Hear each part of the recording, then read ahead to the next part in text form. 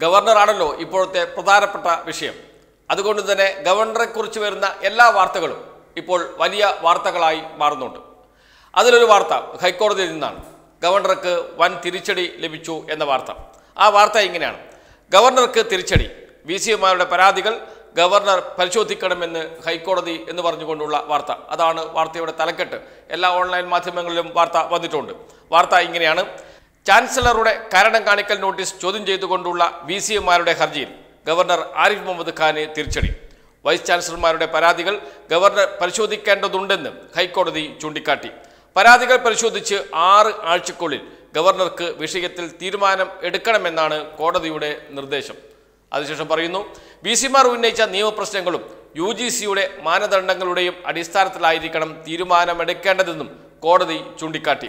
ഗവർണറുടെ തീരുമാനം വൈസ് ചാൻസലർമാർക്ക് എതിരാണെങ്കിൽ നടപടികൾ 10 ദിവസത്തേക്ക് നടപ്പിലാക്കരുതെന്നും കോടതി വ്യക്തമാക്കി.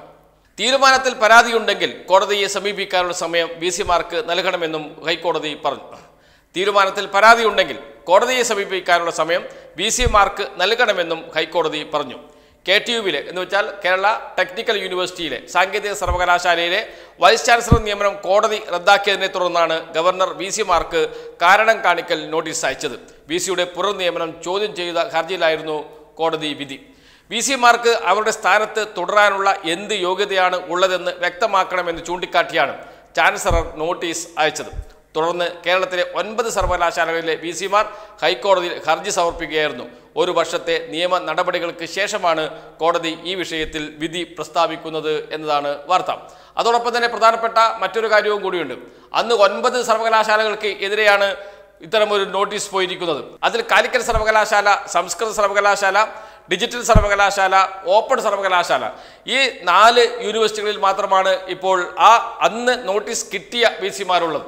മറ്റുള്ള VC-മാരൊക്കെ വിരമിക്കുകയോ അതല്ലെങ്കിൽ കോടതിയുടെ നിർദ്ദേശത്തെ തുടർന്ന് രാജിവെക്കുകയോ അല്ലെങ്കിൽ സ്വയം രാജിവെച്ച് പോവുകയോ ഒക്കെ ചെയ്തിട്ടുണ്ട്. അതുകൊണ്ട് തന്നെ ഇപ്പോൾ 4 സർവകലാശാലകളിലെ കാലിക്കറ്റ്, സംസ്കൃതം, ഡിജിറ്റൽ, ഓപ്പൺ, ഈ 4 സർവകലാശാലകളിലെ VC-മാർക്ക് മാത്രമാണ് സാങ്കേതികമായി ഇപ്പോൾ നോട്ടീസ് ഉള്ളത്. പക്ഷേ ഹർജി നൽകിയിരിക്കുന്നത് 9 VC-മാർ ചേർന്നാണ്. അതുകൊണ്ട് തന്നെ 9 VC-മാരുടെ ഹർജിയും പരിഗണിക്കും. ഇത് വലിയ വിവാദമായ ഒരു വിഷയമാണ്. ഒരുപാട് ചർച്ച ചെയ്ത വിഷയമാണ്. മാധ്യമങ്ങളിലൊക്കെ ഒരുപാട് തലക്കെട്ടുകൾ വന്നതാണ്. നിരവധി വാർത്തകൾ ഇതുമായി ബന്ധപ്പെട്ട് വന്നതാണ്. അതേപോലെ തന്നെ ദൃശ്യമാധ്യമങ്ങളിൽ മണിക്കൂറുകൾ വെച്ച് ഈ വിഷയം സംബന്ധിച്ച് ചർച്ചകൾ നടന്നതുമാണ്. സാങ്കേതിക സർവകലാശാലയുടെ വൈസ് ചാൻസലർക്ക് അവരുടെ അപ്പോയിന്റ്മെന്റ് നിയമനം ശരിയായ രീതിയിലല്ല എന്ന് ചൂണ്ടിക്കാണിച്ചുകൊണ്ടാണ് പരാതി സുപ്രീം കോടതിയിൽ എത്തിയത്.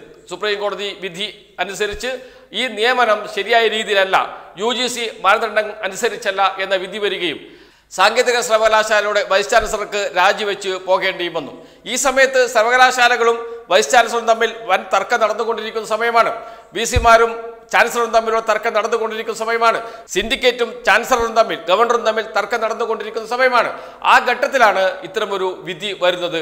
ഈ വിധി വന്ന തൊട്ടടുത്ത ദിവസം ശേഷിക്കുന്ന എല്ലാ VC-മാർക്കും ഗവർണർ നോട്ടീസ് നൽകി ഇത്ര ദിവസത്തിനകം മറുപടി നൽകണം, നിങ്ങൾക്ക് അവിടെ തുടരാൻ കഴിയുമോ എന്ന് കാണിച്ചുകൊണ്ട്, എന്തടിസ്ഥാനത്തിലാണ് നിങ്ങൾ അവിടെ തുടരുന്നത് എന്ന് കാണിച്ചുകൊണ്ട് എത്രയും പെട്ടെന്ന് വിശദീകരണം നൽകണം, പുറത്താക്കാതിരിക്കാനുള്ള കാരണവും കൂടി ബോധിപ്പിക്കണം എന്ന് പറഞ്ഞുകൊണ്ടാണ് ചാൻസലർ കൂടിയായ ഗവർണർ വൈസ് ചാൻസലർമാർക്ക് നോട്ടീസ് അയച്ചത്. സ്വാഭാവികമായും അവർ കോടതിയെ സമീപിച്ചു. കോടതി നടപടികൾ തൽക്കാലം മരവിപ്പിച്ചു. അവിടെ നിൽക്കട്ടെ, പിന്നീട് ആലോചിക്കാം എന്ന് പറഞ്ഞു. 1 വർഷത്തിന് ശേഷമാണ് ഈ ഹർജി കോടതി വീണ്ടും പരിഗണിക്കുകയും ഇത് സംബന്ധിച്ച് ഒരു തീരുമാനമെടുക്കുകയും ചെയ്തിരിക്കുന്നത്.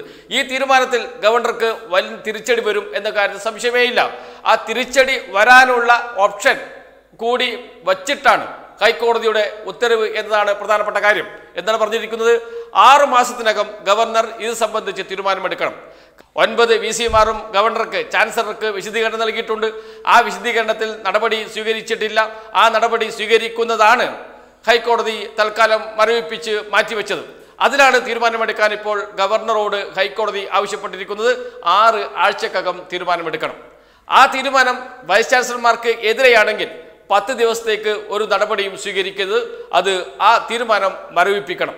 ആ 10 ദിവസത്തിനുള്ളിൽ ഈ വൈസ് ചാൻസലർമാർക്ക് കോടതിയെ സമീപിക്കാം. അതാണ് വൈസ് ചാൻസലർമാർക്ക് കോടതിയെ സമീപിക്കാനുള്ള സമയം അനുവദിച്ചുകൊണ്ട് എന്ന് വെച്ചാൽ നിങ്ങൾ ഇങ്ങോട്ട് വരൂ, നടപടി ഗവർണർ എടുക്കട്ടെ, ചാൻസലർ എടുക്കട്ടെ, എടുത്തു കഴിഞ്ഞാൽ ആ നടപടിയുമായി ഇങ്ങോട്ട് വരൂ, കോടതിയിലേക്ക് വരൂ, ഞങ്ങൾ അത് പരിശോധിക്കാം എന്നാണ് ഹൈക്കോടതി പറഞ്ഞിരിക്കുന്നത്. മുൻകൂട്ടി തന്നെ വിധി പറയുന്നത് പോലെയാണ് ഹൈക്കോടതിയുടെ ഈ ഉത്തരവ് എന്ന് പറയാതിരിക്കാൻ കഴിയില്ല. ഗവർണർക്ക് സാധാരണ തിരിച്ചടിയല്ല, കനത്ത തിരിച്ചടിയാണ് കൊടുത്തിരിക്കുന്നത്. ഗവർണറുടെ ഒരു അമിതാധികാര പ്രവണതയുണ്ട് അദ്ദേഹത്തിന്. അതാണ് ഈ കാര്യങ്ങളിലൊക്കെ ഒന്നൊന്നായി പരിശോധിച്ചാൽ കാണാൻ കഴിയുക. അല്ലെങ്കിൽ അത്തരമൊരു നോട്ടീസ് ധൃതി പിടിച്ച് കൊടുക്കേണ്ട യാതൊരു കാര്യവുമില്ല. സുപ്രീം കോടതിയിലെ ഉത്തരവ് വന്നതിന് തൊട്ടടുത്ത ദിവസം തന്നെ നോട്ടീസ് കൊടുക്കുകയാണ് ചെയ്തത്. അന്ന് മറ്റൊരു പ്രധാന പ്രശ്നവും കൂടിയുണ്ട്. ഗവർണറും എന്ന് വെച്ചാൽ ചാൻസലറും കണ്ണൂർ സർവകലാശാല VC-യും തമ്മിലുള്ള തുറന്ന ഏറ്റുമുട്ടൽ നടക്കുന്ന സമയം കൂടിയാണ്. അതുകൊണ്ട് വൈസ് ചാൻസലറെ, കണ്ണൂർ സർവകലാശാല വൈസ് ചാൻസലറെ പുറത്താക്കണം, അത് ഇതുവഴിയെങ്കിലും നടക്കട്ടെ എന്ന വാശിയോടെയുള്ള നീക്കമാണ് ഗവർണർ നടത്തിയത്. ആ നീക്കത്തിനാണ് അന്ന് ഹൈക്കോടതി തടയിട്ടത്. ഇന്ന് തിരിച്ച് പന്ത് ഇപ്പോൾ ഗവർണറെ കോടതിയിലേക്ക് ഇട്ടുകൊടുത്തിട്ടുണ്ട്. ഗവർണർ നിങ്ങൾ തീരുമാനിക്കൂ, UGC ചട്ടം പരിശോധിച്ച് മാത്രമേ തീരുമാനമെടുക്കാൻ പാടുള്ളൂ. ഗവർണർക്ക് നൽകിയിരിക്കുന്ന എന്ന് വെച്ചാൽ ചാൻസലർക്ക് നൽകിയിരിക്കുന്ന, വൈസ് ചാൻസലർമാർ നൽകിയിരിക്കുന്ന വിശദീകരണം, അവരുടെ പരാതികൾ എല്ലാം പരിഗണിച്ചതിന് ശേഷം മാത്രമേ തീരുമാനമെടുക്കാൻ പാടുള്ളൂ എന്ന് ചാൻസലർക്ക് ഹൈക്കോടതി നിർദ്ദേശം നൽകിയിട്ടുണ്ട്. അതുമാത്രമല്ല, അങ്ങനെ തീരുമാനമെടുത്താൽ ആ തീരുമാനം വൈസ് ചാൻസലർമാർക്ക് എതിരെയാണെങ്കിൽ അവർക്ക് ഹൈക്കോടതിയെ സമീപിക്കാം. അതിന് 10 ദിവസത്തെ സാവകാശവും കൂടി നൽകിയിട്ടുണ്ട് എന്നാണ് ഹൈക്കോടതിയുടെ ഉത്തരവിൽ പറയുന്നത്.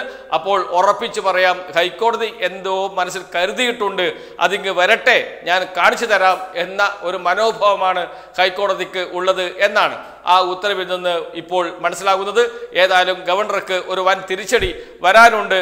ഒരു 6 ആഴ്ച കൂടി കാത്തിരുന്നാൽ മതി എന്ന അവസ്ഥയാണ് ഇപ്പോഴുള്ളത്. തൊട്ടതെല്ലാം കുളമാക്കുന്ന ഗവർണർക്ക് ഇതാ വീണ്ടും ഹൈക്കോടതിയിൽ നിന്ന് ഒരു കനത്ത തിരിച്ചടി ലഭിച്ചിരിക്കുന്നു. മറ്റൊന്ന് വരാനിരിക്കുന്നു.